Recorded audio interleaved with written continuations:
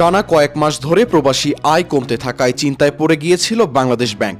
কেন কমছে, কিভাবে বাড়তে পারে তার প্রায় সব দিক নিয়ে আলোচনা চলছিল। এর মধ্যে ভাবিয়ে তুলেছিল ডলার সংকট। তবে আগের মাসগুলোর তুলনায় বাড়তে শুরু করেছে প্রবাসী আয়।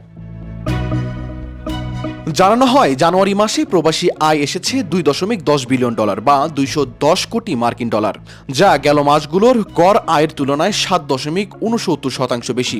এছাড়া এই সংখ্যা গত 7 মাসের মধ্যে সর্বোচ্চ বলে দাবি করা হয়। তবে শঙ্কার কথা হচ্ছে মধ্যপ্রাচ্যের দেশগুলোতে চাকুরির সুযোগ কমে যাওয়ার কারণে গেল 9 মাসের মধ্যে সর্বনিম্ন জনশক্তি রপ্তানি করতে পেরেছে বাংলাদেশ। দক্ষিণ এশিয়ার বেশিরভাগ দেশগুলোর অর্থনীতি রেমিটেন্স থেকে আয়ের উপর নির্ভরশীল।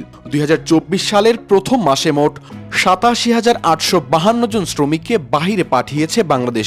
জনশক্তি কর্মসংস্থান ও প্রশিক্ষণ ব্যুরোর তথ্য অনুযায়ী এই সংখ্যা গত বছরের তুলনায় 16% কম এবং মাস হিসেবে 8% কম।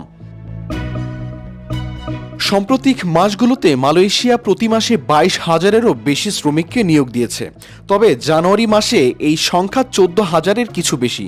এছাড়াও গত নভেম্বর মাসে অতিরিক্ত শ্রমিক পাঠানোর অভিযোগে বাংলাদেশিদের নতুন ভিসা ইস্যু করা বন্ধ করে দিয়েছে ওমান। এর ফলে দেশটিতে নতুন বাংলাদেশি শ্রমিকদের চাকরি পাওয়ার পরিমাণেও ধস নেমেছে। উপসাগরীয় এই দেশটিতে গত বছরের প্রায় প্রতিটি মাসেই 10,000-এর কাছাকাছি শ্রমিককে নিয়োগ দিয়েছে, কিন্তু গত মাসে গেছে মাত্র 302 জন। এ বিষয়ে Bangladesh association of international recruiting agency বায়রার সাধারণ সম্পাদক আলী হায়দার চৌধুরী জানান, নতুন সরকার গঠন চলাকালে খুবই সতর্কভাবে শ্রমিকদের অনুমোদন দেওয়া হয়েছে।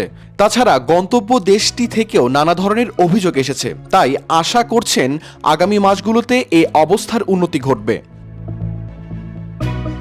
শাহরিয়ার কবির, প্রবাস খবর।